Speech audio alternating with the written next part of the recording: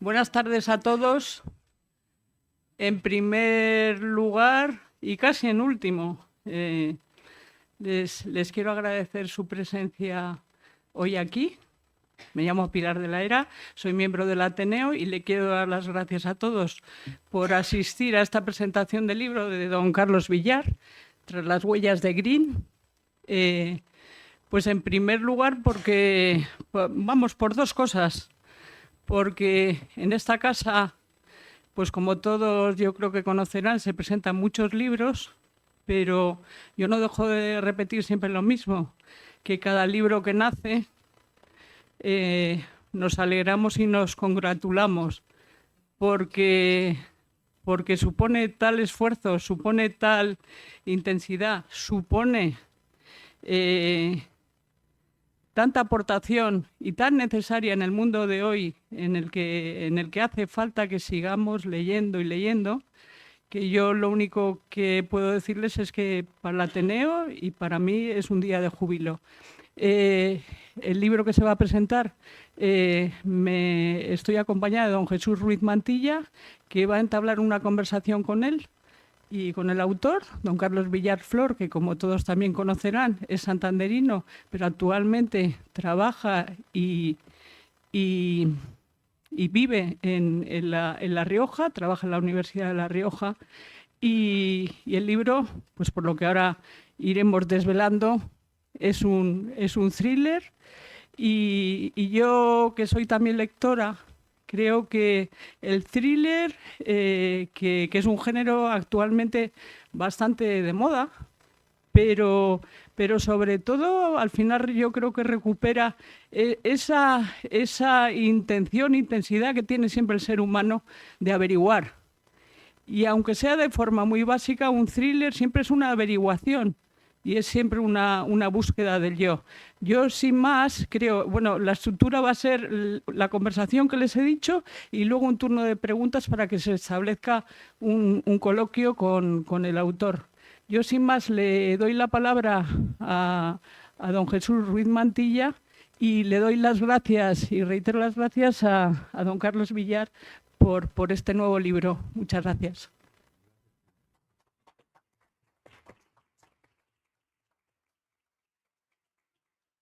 ¿Nos dejas? Huido. Sí, siéntate aquí mejor, ¿no? Bueno. ¿Te quedas? Les abandono momentáneamente. No, luego vuelvo a subir en el coloquio. Nos dejan un rato así al frente de... Sí. Sí. De Bueno, todas pues entonces maneras, me cambio igual. si prefieres, Sí, me quedo. igual, no, como quieras tú. No, yo contaba con que te quedabas. Pero... Vale, pues me quedo. Venga. Sí. Te quedó, muy bien. Te quedó muy bien. Bueno, Pilar, entonces ahora hay que preguntar los dos, ¿vale? Ok. Bien, muy bien. Bueno, muchas gracias por tus palabras y muchas gracias a Carlos por elegir, bueno, invitarme a acompañarle hoy en esta nuestra ciudad, ante tantas caras conocidas de nuestra antigua clase, porque bueno, Carlos y yo destrozamos las estadísticas en los escolapios, en una clase en la que bueno, pues había un 5% de escritores, porque éramos 40 y salimos 2, o sea, tú y yo. Pero me preguntaba Pilar si el colegio, esa etapa del colegio, en los escolapios y tal, marcaba las vocaciones, que yo creo que sí, que me marcaron muchas vocaciones en esa época, pero no sé si la de escritor. Yo recuerdo solo al señor Allende fumando y hablándonos de Galdós, y a Ramiro también, el padre Ramiro, que nos daba clase de literatura, pero no creo que fuese lo que me despertó la vocación de escritor precisamente. Bueno, esto para introducirles a ustedes de que tengo el honor y el gusto y que le conozco hace muchos años, y que, bueno, he admirado su trabajo y hemos estado al tanto el uno del otro de lo que hemos ido haciendo. Esto es lo que tenemos los escritores, en algunos casos, porque a otros los tiraríamos por un barranco, pero da como entre nosotros hay una especie de complicidad interesante y muy grata. Bueno, Carlos, como sabéis, publica esta novela, Tras las huellas de Green, que es una etapa más en su obsesión por la búsqueda y los rastros de un escritor inagotable al que puedes dedicar, como bien ha hecho él, casi una vida entera, porque es un paradigma de muchísimas cosas. En primer lugar, de la paradoja y de la contradicción. Era un ser tan sumamente atractivo, precisamente porque encarnaba un montón de paradojas. Católico, alcohólico, mujeriego, espía, grandísimo narrador, por tanto, por ser todo eso, porque la escritura es experiencia y estilo. Y Green tenía las dos cosas muy marcadas para bien. Carlos es poeta, que es son palabras mayores. Es narrador, es profesor universitario de literatura, ya escribió un ensayo y una investigación fascinante que seguía las huellas de Green en España y Portugal. Y de esa investigación nace también esta novela, que no podía ser de otra manera, fiel al personaje, ha querido proseguir su relato y extender el relato en otras formas de contar. Yo creo que los grandes temas se pueden contar y se van contando con una variedad, si son tu obsesión, con una variedad de formas impresionante. Él las ha contado como un estudio importante que ha sido traducido en Estados Unidos y en lengua inglesa también. Y también se puede contar en novela. Novela para que quizá hacerle un homenaje y además en una forma de intriga que acompaña muy bien lo que él quiere contar, porque esta no es una novela sobre una intriga de Green, de los pasos de Green en España, es una novela que cuenta un mundo, que cuenta un contexto, varios contextos, porque parte del presente, pero también nos lleva al siglo XX, a los años 40, a la transición, y aquella experiencia maravillosa que tuvo Green en España, donde realizó 15 viajes para escribir una de las obras que probablemente no es de las mejores, pero que tanto a él y a mí nos marcaron un periodo que sí, yo creo que eso sí nos marca también como escritores, cuando descubrimos grandes autores, grandes textos, o si no grandes, con la emotividad y la complicidad suficiente para que en una determinada etapa de tu vida, en el caso nuestro, nuestra adolescencia, primera juventud, dijeras, yo algún día querría hacer algo parecido a esto, ¿no? Y estoy hablando de Monseñor Quijote, que es un libro que cuenta las andanzas de Green con un cura por las tierras de España y Portugal, pero de la que ahora vamos a hablar también, porque no solo eran andanzas en búsqueda del sentido trágico de la vida unamuniano. Otra de las características que en Green es fundamental, y en Carlos y en mí también, otro escritor que nos marcó, y a lo mejor sí, ahí podemos ir a los Escolapios, porque en los Escolapios sí nos hicieron leer San Manuel Bueno Mártir, creo.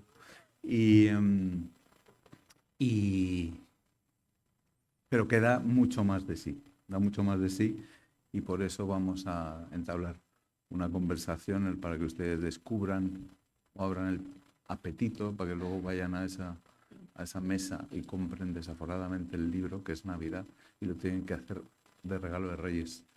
Y él se los va a firmar. Bien. Esto es lo que tiene que hacer uno que presenta un libro, un escritor que presenta un libro, lo que tiene que hacer es decir, compren el libro, después, ahora escuchen, pero ya verán cómo después van a tener ganas de comprarlo. Bueno, Carlos, querido, ¿cuándo empieza esa obsesión tuya por Graham Greene? Vamos a ver. Sí, yo creo que hemos tenido alguna conversación, pero coincidimos en algunas cosas. Pero cuéntanos. Bueno, antes de entrar en materia, buenas tardes.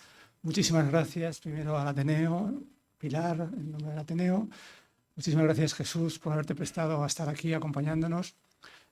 Son unas fechas difíciles, pero mira, lleno. Sí, y por supuesto, muchísimas gracias a todos y a cada uno de los que estáis aquí por haber venido en estas fechas difíciles a estar con nosotros, a acompañarnos, a interesaros por lo que ha salido de esta obsesión por Greene, ¿no?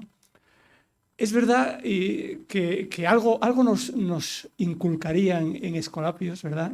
No sé si el señor Allende, si el padre Ramiro, el padre Juan Manuel, etcétera, porque aparte de los que has dicho, que además éramos 47 en clase, hoy en día eso parece, porque yo era Villar, ¿no? Era el 46 y luego Zuloaga. ¿Verdad? ¿Ha venido Zuloaga? No ha podido, se ha excusado. Se ha excusado, sí. Pero además de que han salido gente, excelentes profesionales en diversas materias, aparte de tú y yo, también hay otros escritores en clase, ¿no? Tenemos a Jesús Rodríguez Leal. Jesús Rodríguez Leal, por supuesto, por favor, Jesús. Además tengo sus libros, coño. Y tenemos a José Antonio Mier, que es poeta, que yo conozca. Puede que, si hay alguno que es escritor que no ha salido del armario, por favor, que lo diga. Mier, preséntese, 4 escritores, un 10%. Es bestial. O sea, el padre Allende y Ramiro hicieron un buen trabajo. Sí, Juan Manuel. Sí. Por cierto, la Allende figura en el libro, no sé si... Sí, ahí está, claro. Está mencionado el señor Allende y su humo, su humareda. Es su humareda. Bueno, pues ya contestando a tu pregunta, bueno, yo, como ha dicho Pilar, pues imparto docencia en literatura inglesa en la Universidad de La Rioja y mi campo de especialización es en la literatura escrita en Gran Bretaña en el siglo XIX y XX. Y bueno, a efectos de investigación académica me he centrado sobre todo en escritores de entreguerras. Quizá el escritor sobre el que más he escrito es Evelyn Waugh, ¿no? El de Retorno a Brideshead y otras obras notables, ¿no? Ha salido hace unos meses una traducción que hice en la editorial Impedimenta, Un puñado de polvo. Ese es el autor al que más me he dedicado. Y Greene era compañero suyo de Oxford, amigo, coetáneo y correligionario también. Y bueno, desde comienzos del siglo XXI sí que empecé a interesarme más en concreto por la obra de Greene y empecé a acudir a unos encuentros que había anualmente en la localidad natal de Greene, en Berkhamsted, más o menos a 1 hora de Londres. Y ahí, año tras año, conociendo a algunos especialistas y gente que había incluso tratado a Greene, me fui dando cuenta de que había una laguna importante en la biografía de Greene, ¿no? Sobre Greene se han escrito buenas biografías, hay una de un tal Sherry, que son 3 volúmenes, casi de 900 páginas cada uno, o sea que es una biografía exhaustiva, pero había un vacío sobre lo que hizo Greene en España.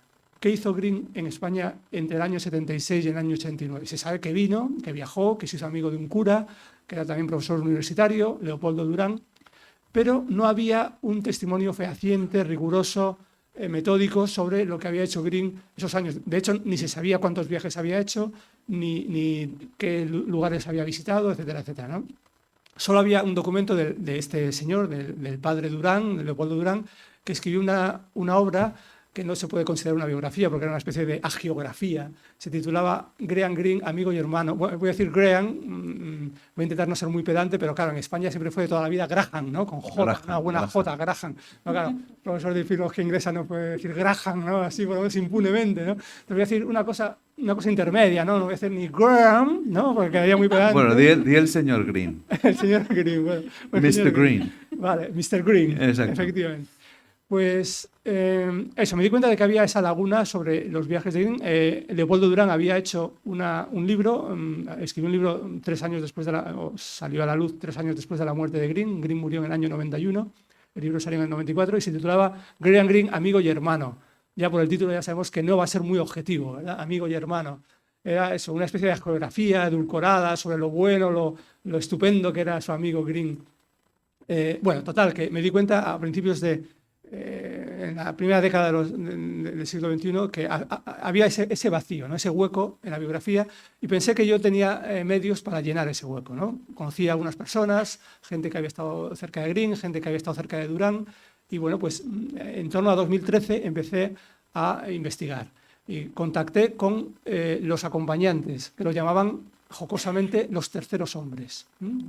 Los que conocéis la obra de Green sabéis que uno de sus grandes guiones cinematográficos es el de la película El tercer hombre, uno de los clásicos imprescindibles, ¿no? Con Orson Welles y Joseph Cotten.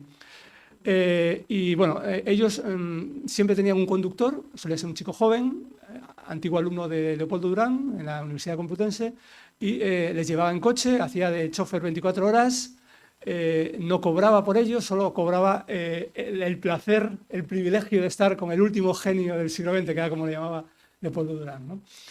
Y entonces yo empecé a contactar con los terceros hombres, que habían sido 4 en total, y a la vez también empecé a viajar por el extranjero a los lugares donde están los manuscritos, las cartas que le mandó Durán, las cartas que recibió Durán. Bueno, todo eso lo vendió Durán, o mejor dicho, los herederos de Durán lo vendieron a Georgetown. Entonces estuve 2 meses en Georgetown y luego ya a partir de ahí estuve en Boston, en Oxford, en Londres, en muchos sitios, haciendo labor de archivo, ¿no? Y bueno, eso es un poco el origen de esta obsesión. Y pensé que era un campo interesante, que tenía un vacío y que un estudioso español igual lo podía llenar mejor que un estudioso inglés, ¿no?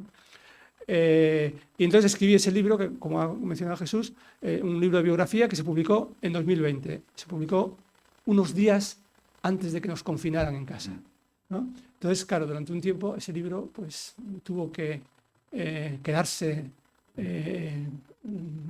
confinado de alguna forma, ¿no?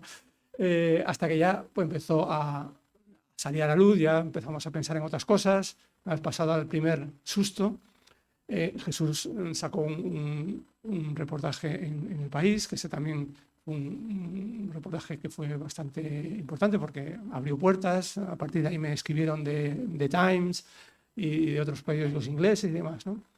Bueno, en fin, que salió este libro y durante el confinamiento es cuando empecé a darle vueltas a la idea de convertir lo que había sido biografía, una biografía más o menos rigurosa, año a año, cada uno de los 15 viajes.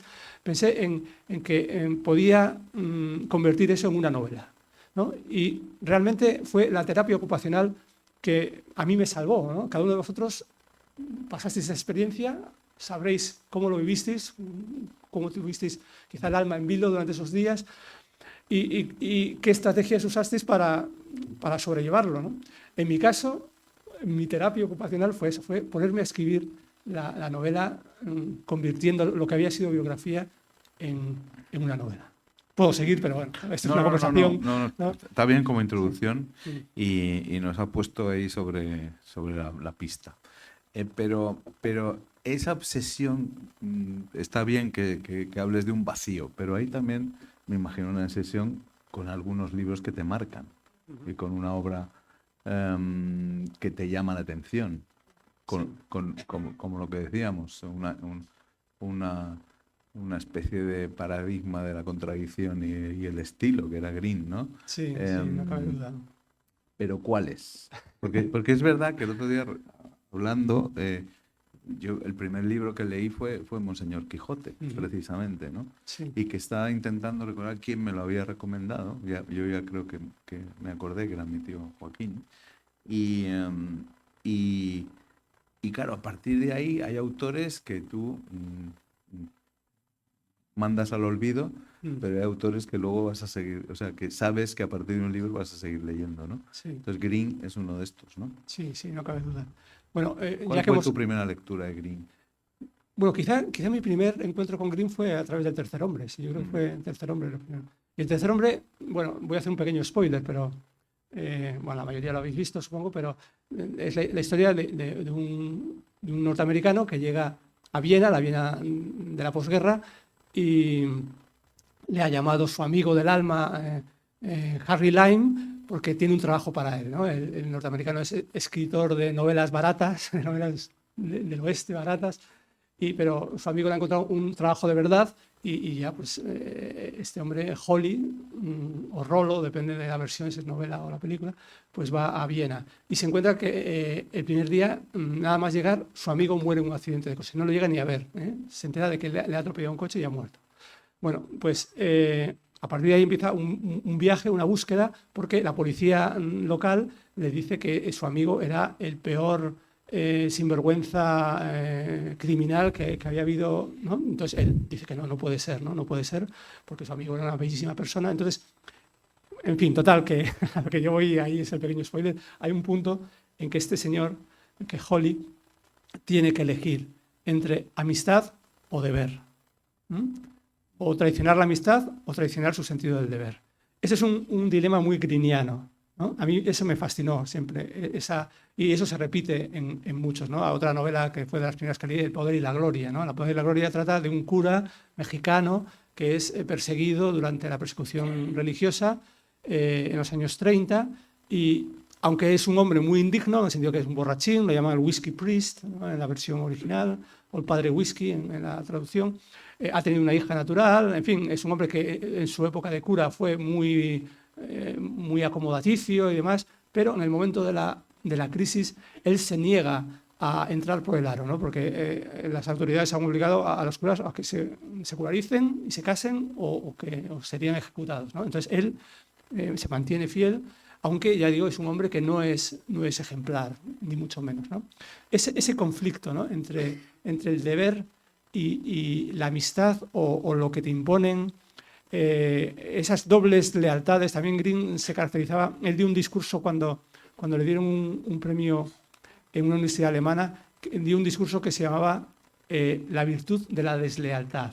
A mí me ha fascinado siempre esta idea, la virtud de la deslealtad, en la que en este discurso él defendía que el escritor realmente no debería tomar partido, o por lo menos un partido fijo, por un bando, porque el escritor siempre tiene que estar al servicio de la verdad.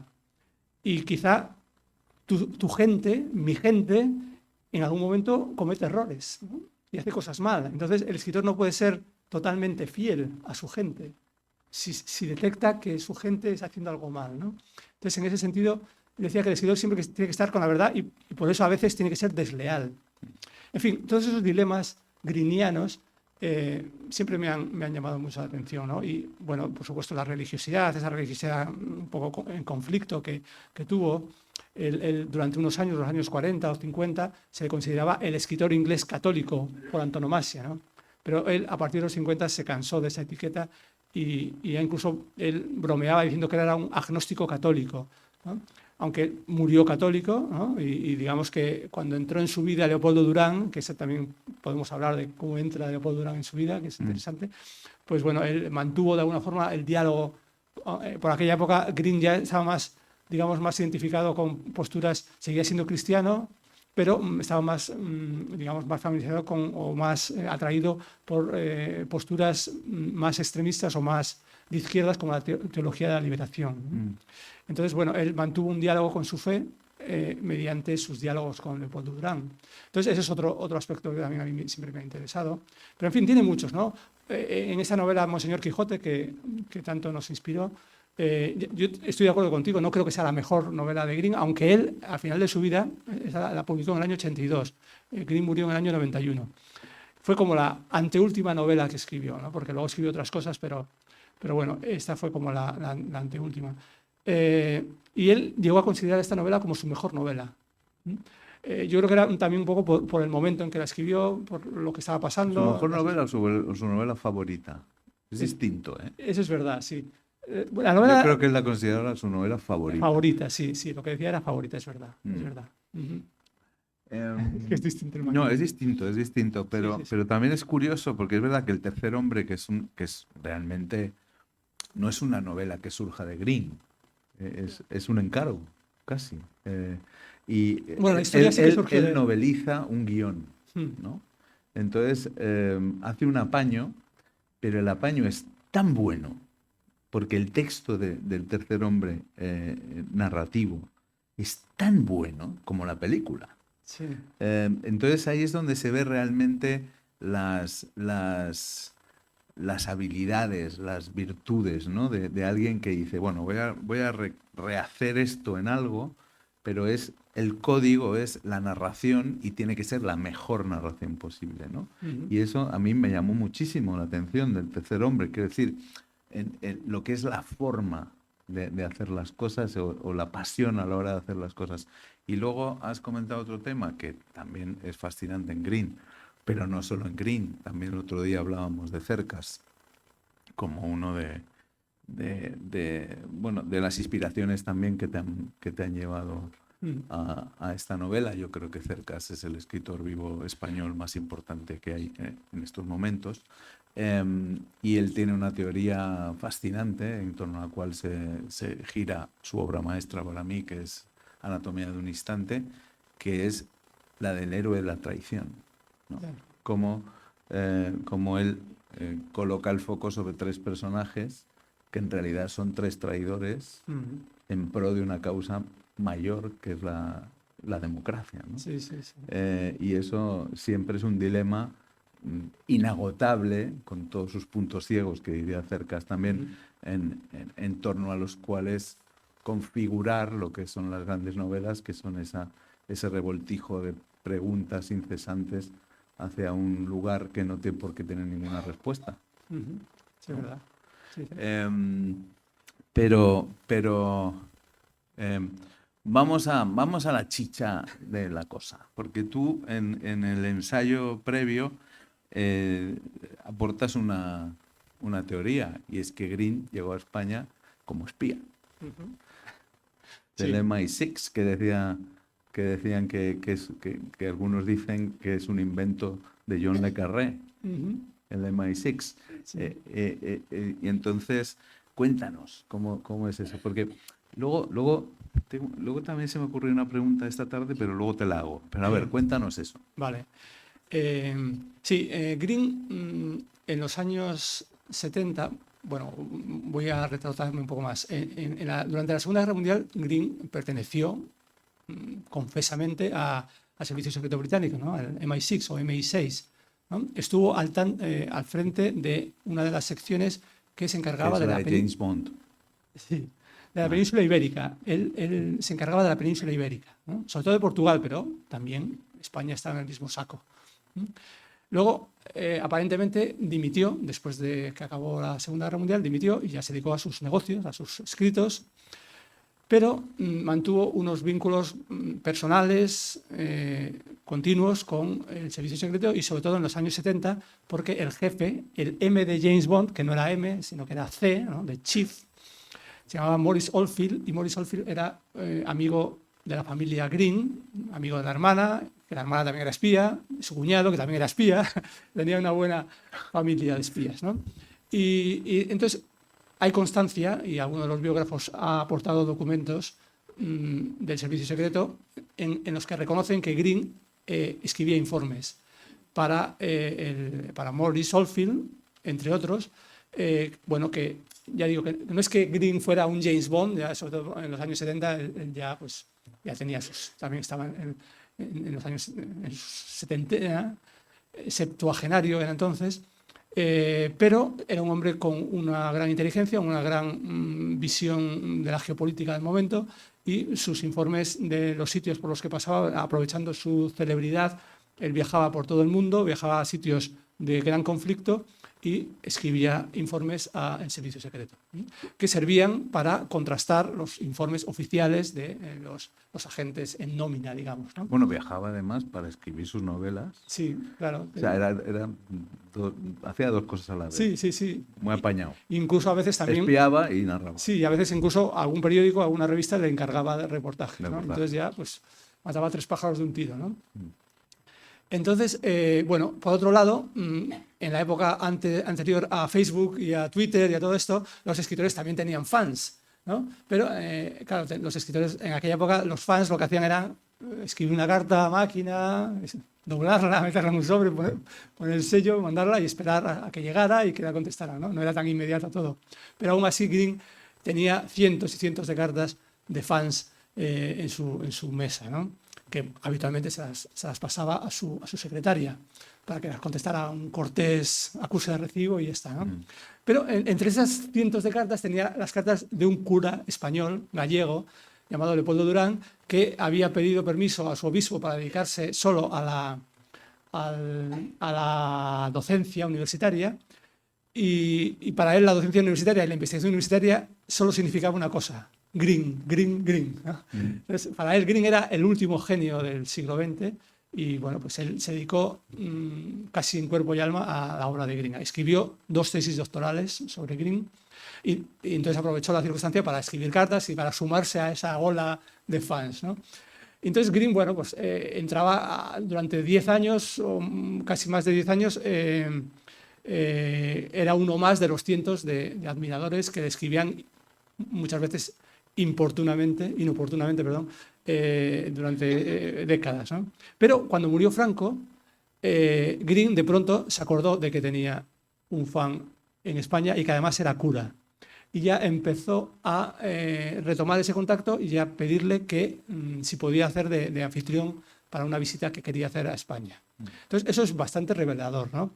Y sobre todo es revelador cuando se contrasta con el modus operandi que tenía Maurice Oldfield, el jefe del MI6. Uno de los consejos que daba a sus informantes es que se hicieran amigos de curas, sobre todo en los países católicos, porque sabía que eran una fuente de información privilegiada, ¿no?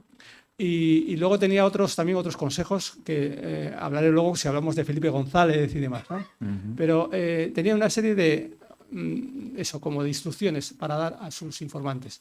Entonces Green aprovechó ese contacto y unos meses después ya hizo el primer viaje, que fue en el año 76, en julio del año 76, y ese marcaría ya la tradición viajera, y ese sería el primero de los 15 viajes que realizó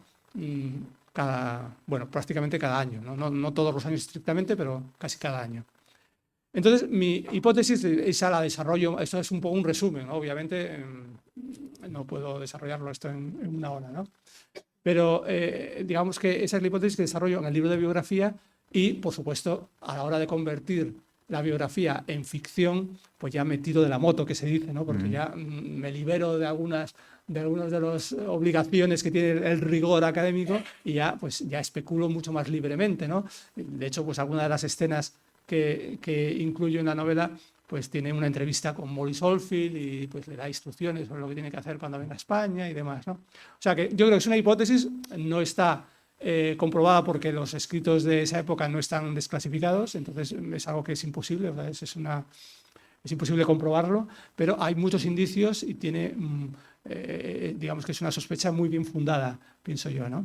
De hecho, ese primer año él insistió mucho en venir al País Vasco, quería conocer el País Vasco, porque Maurice Oldfield también estaba muy preocupado por las conexiones que había entre ETA y el IRA, ¿no? Green, de hecho, unos días antes había estado en Belfast. Esto no es casualidad, pienso yo, ¿no? Que haya estado y que al poco tiempo él insistía mucho, le decía a Leopoldo Durán, que Leopoldo Durán no había planificado ir al País Vasco, pero insistió mucho Green. Lo que pasa es que lo que vio en el País Vasco le defraudó un poco, porque lo que vio le llevó a la Concha en San Sebastián, vio turistas en bikini, fue al Arsac y tal, ¿no? Entonces él venía de Belfast y había visto las bombas, había visto mucha más turbulencia, ¿no? Y lo que vivió en San Sebastián, pues no le... Entonces, mi hipótesis es que él vino, en primer lugar, por este tema, o por este interés de conocer la España tras la muerte de Franco, pero luego quizá este interés pasó a un segundo plano, porque le sobrevino una inspiración, ¿no? El segundo viaje, en el año 77, tuvo la inspiración que le inspiró, valga la redundancia, a escribir Monseñor Quijote. No sé si quieres que hable de ella. Sí, claro. Bueno, Pilar quiere preguntar algo, ¿no? Pues se ha acercado al micrófono. ¿Sí? Sí. Venga, ¿cómo? Adelante, sí. Sí. No, a mí, bueno, lo que te iba a preguntar es que justo era sobre, porque a mí cuando he leído sobre el papel del sacerdote Durán, he pensado que era algo prefijado, ¿no? Porque y que lo que pone de manifiesto es el carácter, yo creo, primordial de Green como espía, como agente espía, ya que, pues, como todo el mundo sabe, la Iglesia tiene el servicio secreto de espionaje montado desde hace 2000 años. O sea, eso lo conoce todo el mundo, una red mundial. Entonces, justamente el contactar con Durán lo que pone de manifiesto es que es el carácter esencial de Green como espía. Sí. Entonces mi pregunta va, en primer lugar, ¿qué sitios visitó? Esa sería una pregunta de España, es decir, ¿qué sitios le interesaba al Green espía visitar? Y dos, si primero fue el espía y luego el escritor, o primero el escritor y el espía, y luego si va casi unido, porque realmente las grandes novelas de espionaje son todos espías. Todos, incluso las grandes películas, detrás hay un agente al servicio, bueno, por cierto, generalmente británico. Sí, que a los británicos les va mucho. Bueno, Green decía que él ya por nacimiento ya estaba destinado a ser un agente doble, porque él era el hijo del director de su colegio. Vivía en un colegio internado, cuyo director era su padre, ¿no? Entonces, claro, él por un lado tenía que, cuando estaba en clase con sus amigos, pues rajaría y le pondría mote a su padre, ¿no? Pero luego cuando estaba en su casa, pues no, claro. Entonces, él ya decía que él ya, desde su infancia, ya era un agente doble, ¿no?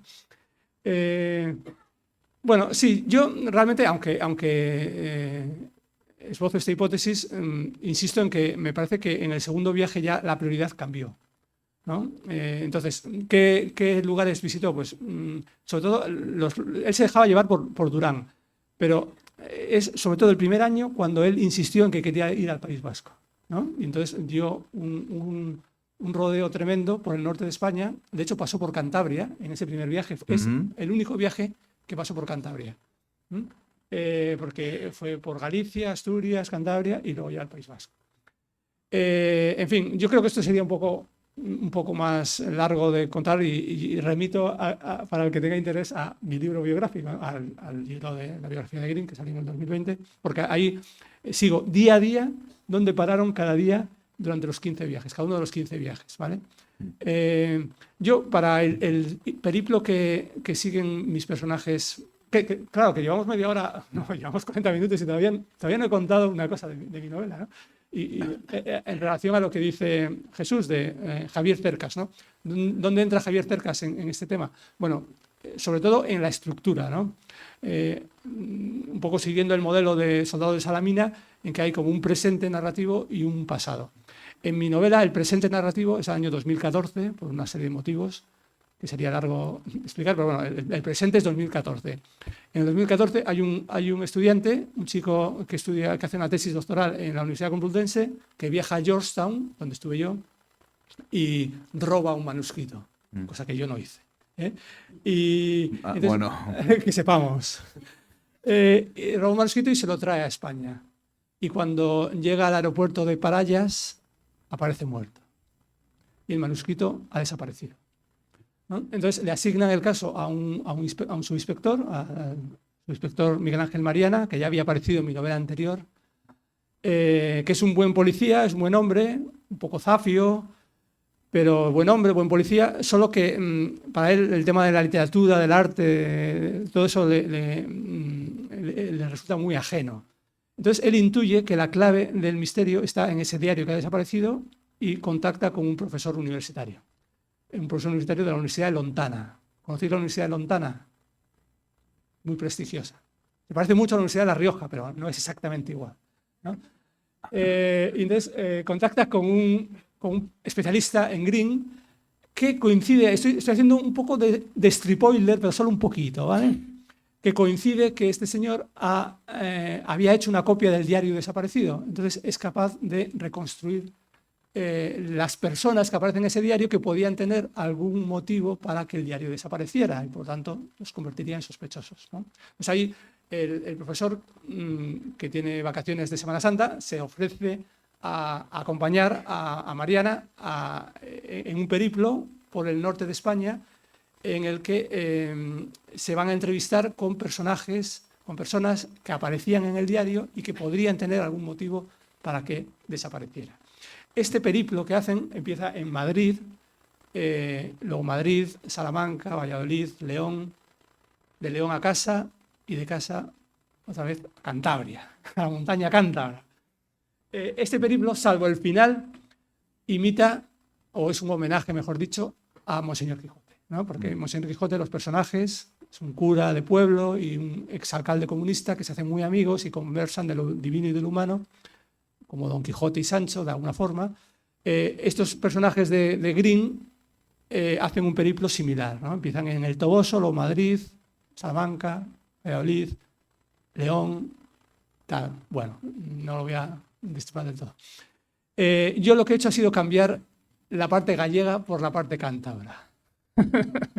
Aquí reivindico mi cantabridad, ¿se dice así? Cantabridad. Sí. La reivindico y bueno, también me quería distanciar. Se debe decir así. Sí, me quería distanciar un poco del personaje real porque, claro, me tomo bastantes licencias, ¿no? Personales con el personaje, con el cura, que de hecho pasa de ser Leopoldo Durán a ser Leocadio Morán. Yo quería un poco, al tiempo que mantengo rasgos de lo que yo, cómo me he imaginado yo a ese personaje, porque era un personaje muy peculiar, ¿no?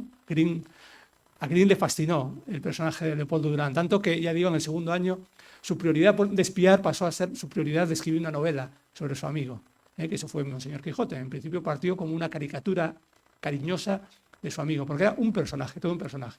Entonces yo he reconstruido un personaje que a mí por lo menos lo que me resonaba de que podía ser Durán, lo que pasa es que lo llamo Leocadio Morán y que es cántabro en vez de ser gallego, y que en vez de ser Paul es Escolapio. Entonces también barro todo para casa, ¿no? Y pues algunas de las escenas tienen lugar en Escolapios. Cada uno escribe lo que conoce. Claro. Entonces, una de las primeras escenas hay. Entonces, sí, lo que estaba explicando de los dos planos de la realidad, ¿no? Está el plano del presente, que es la investigación en torno a esto, ¿no? Las entrevistas que tienen con personajes que tienen secretos, que esconden secretos y tal, son historias sobre historias y tal. Y luego cada capítulo tiene flashbacks del pasado que reconstruyen o bien la infancia de Morán a partir de sus años en Escolapios, o bien en los viajes que hizo Green y las etapas de los viajes, que ahí he intentado rescatar las anécdotas más jugosas de mi estudio biográfico. O sea que leyendo esta novela, aparte de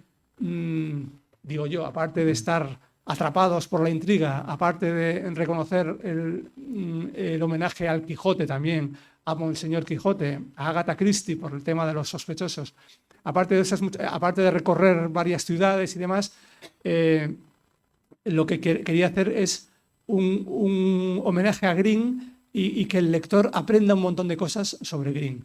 Entonces, el profesor universitario que aparece ahí, pues, de vez en cuando le hace resúmenes a su compañero el policía, que no tiene ni idea de quién es Green.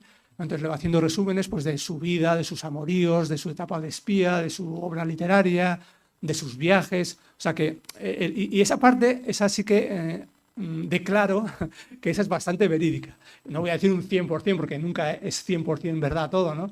Pero sí que vamos a poner un 85,3%. Bueno, pero Green está ahí como personaje. Claro, está como personaje, pero lo que digo, los episodios en los que aparece Green son un 85,3% más o menos verdad. Lo tiene calculado.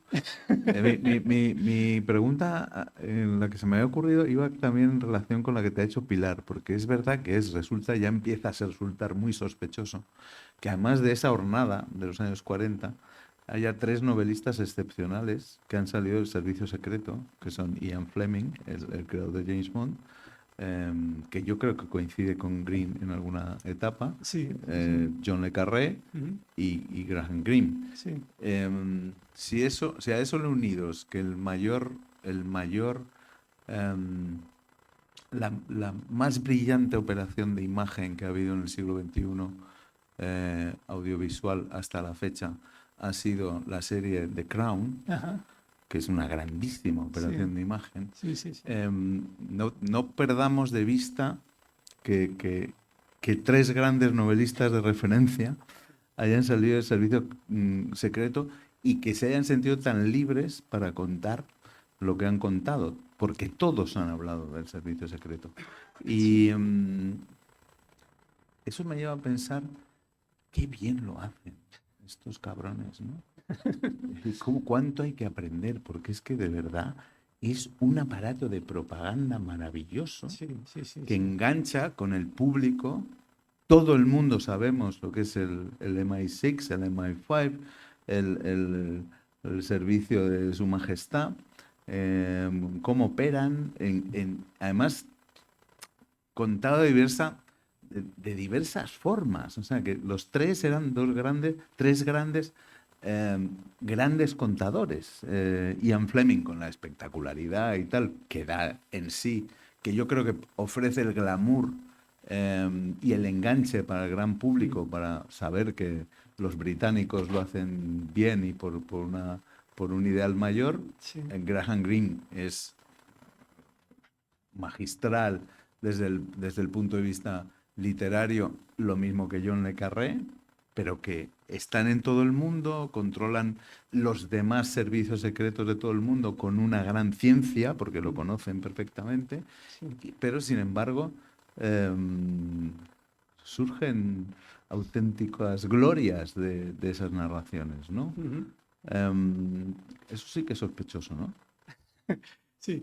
Bueno, hay varios factores Es que que... últimamente no me Sí. creo nada. Entonces, Sí, bueno, yo creo que los ingleses también por carácter, estos caen en los estereotipos un poco, ¿no? Pero bueno, yo creo que también sí, pero aquí no hay estereotipo. En estos tres hay una, que quizá en Ian Fleming el que menos, porque hay la espectacularidad, alguien tiene que enganchar Sí, y él engancha. sí. Pero en otros hay una verdadera profundidad de mecanismo de cómo opera Sí, sí, sí, sí. el servicio secreto. Sí, quizá Le Carré es el que da más detalles, ¿no? Exacto.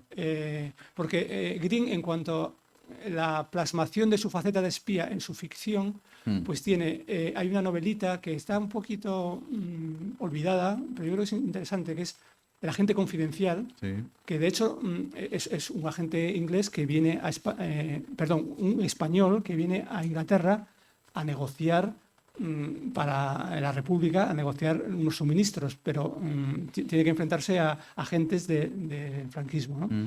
Y sin embargo, Green no quiso ni decir que era de España, ¿no? En esa novela. Y yo creo que esa se merecería un estudio más concienzudo.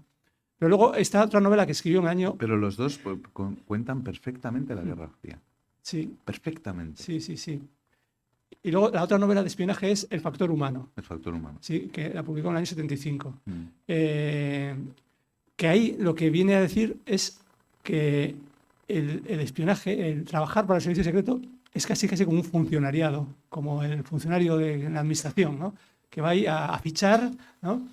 O por lo menos esa es la apariencia que quiere dar, ¿no? La parte prosaica de trabajar para el servicio de inteligencia. O incluso kafkiana, como hace Le Carré en El Topo también. Sí, que es sí, sí, sí. Sin embargo, el factor humano está penetrado de la historia y eso ahí es el matiz que quería añadir. Los ingleses pueden ser muy buenos para esto, pero también les meten goles. Porque King Philby y los traidores de Oxford... Bueno, pero King Philby se metió un gol a sí mismo porque el pobre acabó hecho una mierda. Sí, pero bueno, triste. Se metió un gol personal, pero desde el punto de vista de... Por imbécil. Sí, Era un imbécil. sí. Sí, sí, claro, sin duda. Pero fue un Era traidor un imbécil de un libro. traidor que traicionó a su país y que acabó en Rusia muerto de asco. Solo, pasando un frío. Sí, pero... Vamos, y ahí en un piso de estos de la Unión Soviética Sí, sí. para morirse por imbécil. Es por imbécil, claro, sí, sí. Sí, Perdón, eso también. Matiz. Hay una pequeña referencia a eso en la novela. Cuando Boris Oldfield habla con Green, hablan de Philby también un poco diciendo... Bueno, es que Green trabaja con Philby, ¿no? Sí, y le consideraba su amigo, a pesar de todo, Sí, a sí. pesar de que era traidor, le consideraba su amigo. Mm. Quizá ahí mete lo de la virtud de la deslealtad. Exacto, sí. Ahí nos lleva a todos esos terrenos. La novela nos lleva a todos estos terrenos, y además con un agilísimo pulso narrativo. Pilar, ¿qué quieres decir? No, yo lo que a lo mejor, si le haces la última pregunta, y yo creo que abriríamos, Que abriríamos un poco turno. No, el yo turno, ya porque voy yo servido. veo caras, Voy caras servido, caras de preguntar, ¿no? de querer Con ganas de intervenir. preguntar, sí, Y, sí. No, y a- yo y ya a- me callo. y añadir dos nombres más, digo, para la literatura esta tan anticipatoria, que es Orwell y Huxley. También Claro. últimamente al ser, parece que destacados miembros del servicio secreto. Entonces, literatura, ficción, realidad, o sea... Bueno, al fondo todos tienen que escribir informes, ¿no? Sí, Los sí, espías son sí, sí, escritores. sí. Efectivamente, sí. Bueno, pues Y un entonces... escritor también a veces es un doble agente por el hecho de ser escritor, ¿no? Exacto. Porque cosas que oye de sus amigos, de sus vecinos, de sus cuñados, ¿no? Bueno, estamos todos. Es cierto, es cierto. Es un doble agente de alguna forma. Incluso triple. Bueno, pues entonces abrimos ya el turno de ustedes, dándole las gracias a don Jesús Ruiz Mantilla y a don Carlos Villar por esta interesante conversación. Y entonces, lo único, por favor, por cuestión de orden, pues levantan la mano y les acercaremos el micrófono. Una por allí. ¿Por allí hay más? No. Sí. Ah, Zacarías, el gran Zacarías, ahí está. Un aplauso para Zacarías.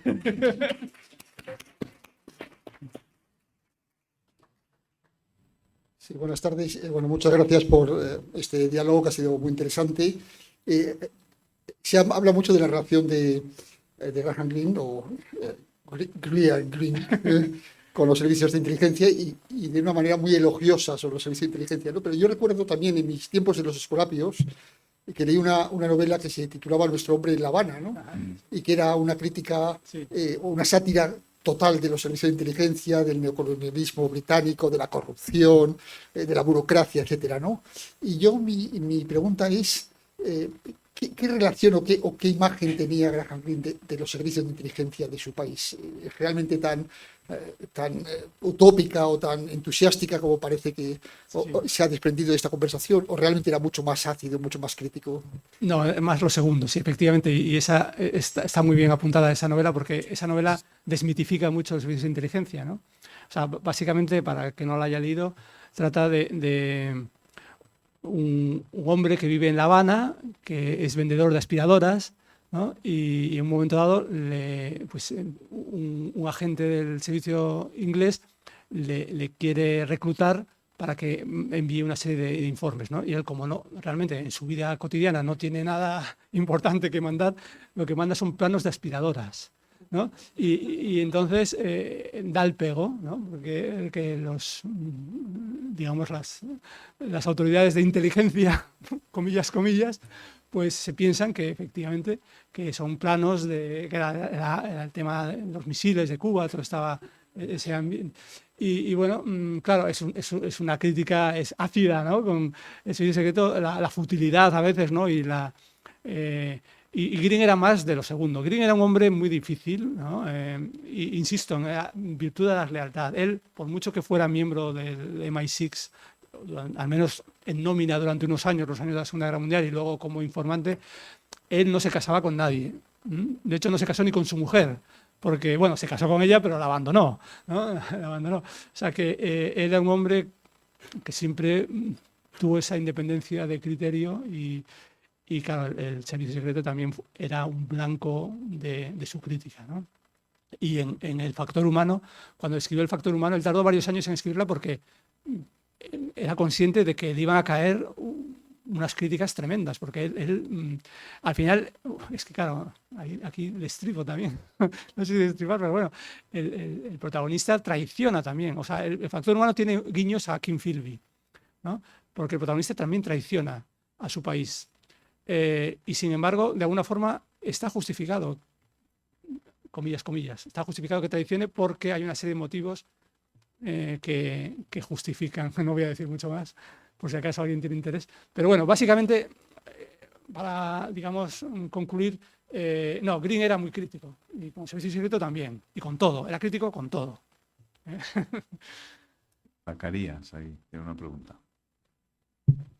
Bueno, estoy encantadísimo. Muchas gracias. Porque se nota que sabéis lo que decís y lo decís bien, además lo pensáis. Lo pensáis y eso se transmite. Yo por lo menos así lo he recibido. De entrada, muchas gracias. Mi pregunta es que en todo ese recorrido de Green que hacía, que nombras al Cantábrico, Galicia, toda la España, si dentro de la escritura, ¿cómo trata a la gastronomía? Porque entre los espías Al tema. los espías y los escritores, costumbristas en este caso de relato, escribe de la gastronomía. Sí, bueno, Green no era un gran entendido de temas gastronómicos, ¿no? De hecho, él era muy frugal. Él lo que le gustaba, lo que entendía mucho era de whisky. El whisky entendía mucho. Bueno, y el Rioja también. Sí, y Rioja. A las 6 de la tarde era el whisky time. Whisky time, el tiempo del whisky que era, vamos, insoslayable, ¿no? A las 6, cayera quien cayera, había que parar lo que estuvieran haciendo y dedicarse un par de horas a tomarse el whisky de la tarde. Que previamente se habían pulido varias botellas de vino tinto o vino o clarete.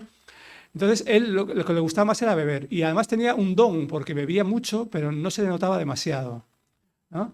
Pero luego lo que es comida propiamente dicha, él era muy frugal, ¿no? Le gustaba el bacalao, y luego Leopoldo Durán le da muchos tipos de tortilla. Hay un viaje, el viaje del año 89, que yo ya digo que en el libro de biografía el que escribí en el año 20, registro día a día y viaje a viaje, hay un viaje en el año 89 en que prácticamente todos los días tenían tortilla española, ¿no? Entonces, bueno, no tenía una gran variedad, así, no era un gourmet. Pero bueno, de vino sí que entendía, y de whisky, y luego al final de su vida de vodka, también de vodka. Él decía que el whisky le ahuyentaba a los fantasmas, por eso tomaba el whisky de la tarde, porque él, a partir de la tarde, del anochecer, le venían todos los fantasmas del pasado, sus remordimientos, de las mujeres que había dejado, de todas las cosas que había hecho mal, le venían, entonces tomaba whisky para intentar poner distancia respecto a sus fantasmas. Los intentos de suicidio. Sí, hay un intento famoso de cuando era estudiante que jugó a la ruleta rusa, ¿no?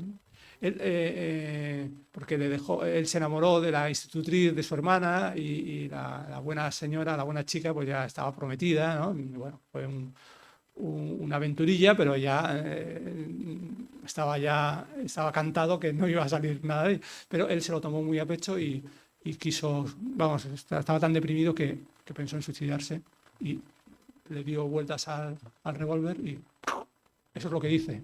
Claro, yo no lo vi, ¿no? Y entonces dio un disparo, pero afortunadamente ese disparo no era uno de 6, ¿no? Y bueno, él también es parte de esa personalidad compleja que tiene Green, que yo creo que he intentado manifestarla en la novela, ¿no? Hay muchos destellos de esa personalidad compleja que que en gran parte de las biografías anteriores lo diagnosticaban como manía persecutoria, pero en la última biografía lo han diagnosticado como un trastorno bipolar. Entonces yo creo que eso se manifiesta en algunas reacciones que tenía Green, y algunos de los fogonazos, de los flashbacks que meto en la novela, he intentado como plasmar eso, ¿no? También. Seguro que hay más preguntas. Zacarías, estamos decepcionados. A ver, más preguntas.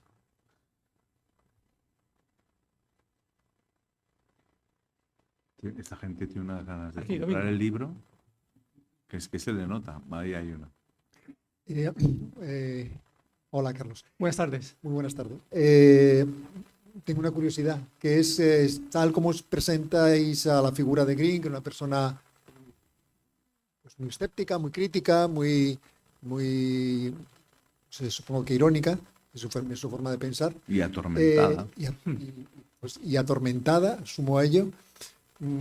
Me parece muy curioso y me gustaría que nos dieras una mayor explicación de su relación precisamente con un cura, además de esa relación puramente pragmática de que así Claro. es un hilo conductor para tener información. Sí. Es una relación tensa, digo yo, y habría jugosos debates, o sea, cómo un personaje así es católico o entiende la figura de Dios o no sé, quiero decir, son debates como de más profundos o más espirituales, pero como un personaje tan, como digo, con esas cualidades, con esas características, Sí.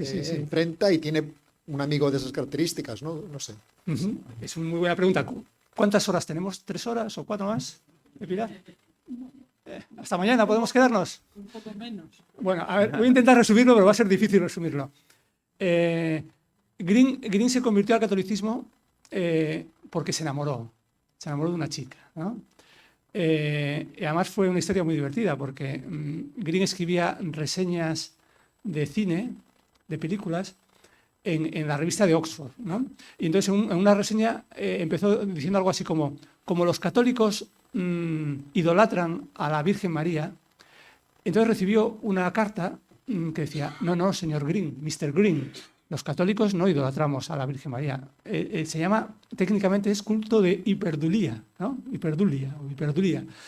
Y entonces, firmado por una chica de 18 años. Entonces Green le picó la curiosidad, ¿no? Por ver quién era esta mujer, esta joven teóloga. Y entonces quedó para tomar un café con ella y se enamoró perdidamente de ella, ¿no? Y luego se fue a trabajar a Nottingham y le escribió 300 cartas a la pobre mujer. Las últimas ya decía que se tenía que casar con él, que no podía hacer otra cosa que casarse con él. Entonces yo creo que por derribo la pobre mujer dijo, bueno, venga, vale, me caso. Y entonces Green se convirtió al catolicismo, aunque ella no le exigía que se convirtiera, pero bueno, él quiso, en aras de conocer mejor la fe de su mujer, pues recibió instrucción católica, se convirtió y se casó ya siendo católico. Bueno, y aunque él en principio no tenía demasiado interés, pero con el tiempo, unos años después, cuando viajó a México, vio la persecución y eso vio que había mártires de la fe, pues bueno, eso le sirvió de revulsivo y durante unos años, ya digo, lo que dije antes, en los años 40, 50, él fue aclamado como uno de los escritores católicos de Inglaterra, ¿no? Quizá el más célebre. Luego, en los años finales de su vida, digamos que él, sin dejar de ser católico, pero ya, digamos que tendió a otros desarrollos como la teología de la liberación. Él, en la época de su vida en que escribe Monseñor Quijote, él exploraba mucho el diálogo entre cristianismo y marxismo. Le interesaba mucho ese tema, el diálogo entre marxismo y cristianismo.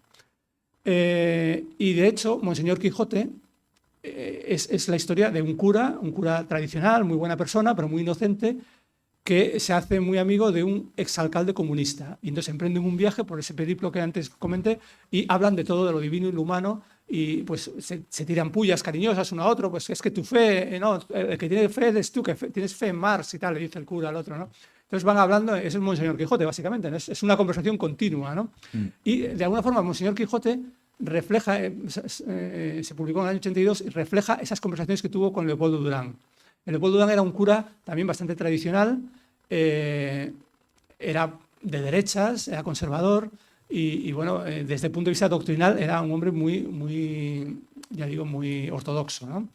Green ya en esa época, en los años 70, él se autoconsideraba un católico agnóstico, ¿no? Entonces las conversaciones fueron muy jugosas, ¿no? Y eso en los diarios de Durán que yo estuve consultando cuando hice la investigación para mi libro anterior, pues salían un montón de conversaciones y de argumentos, contraargumentos, tal y cual, y también de broncas, ¿no? Porque Green, a partir de las 6 de la tarde, cuando empezaba ya a darle al whisky time, ya se volvía mucho más iracundo, ¿no?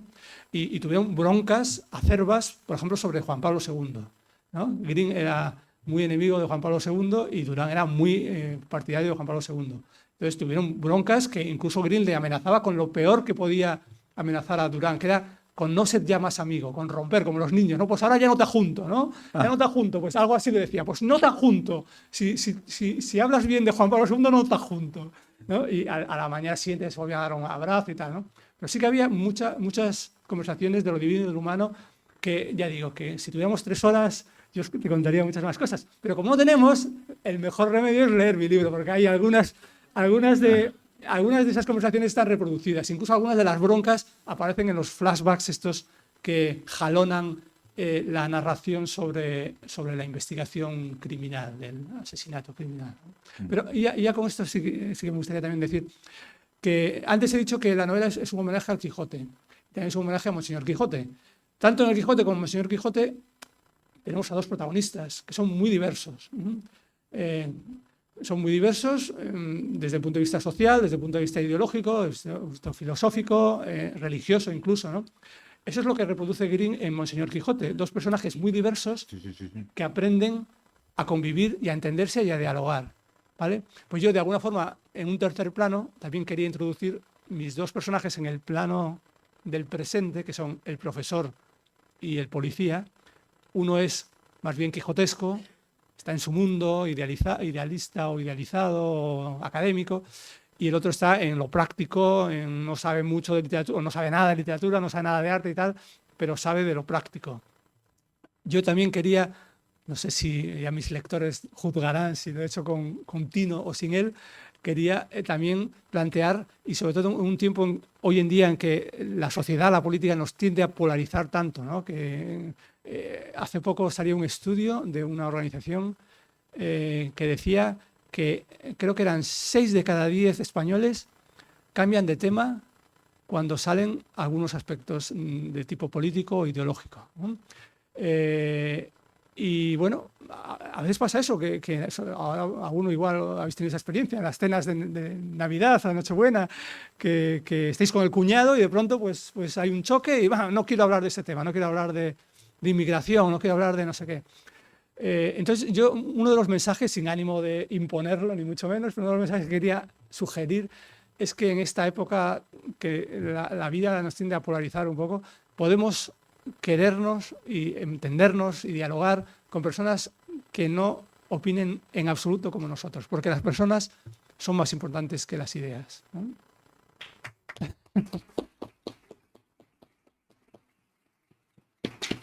No sé si es un buen colofón ya eso. Es el mejor broche para dar paso a la firma del libro, no se puede decir mejor, y además para eso hace falta personas que lean. Con lo cual, una buena excusa es el libro de Carlos Villar que se acaba de presentar y que para mí solo queda una pregunta en el aire. Para el siguiente, a lo mejor, es ¿para quién espiaba Leopoldo Durán? Así que, ahora, por favor, el que quiera puede acercarse y les firmará el autor el libro. Pues muchas gracias a todos. Muchas gracias.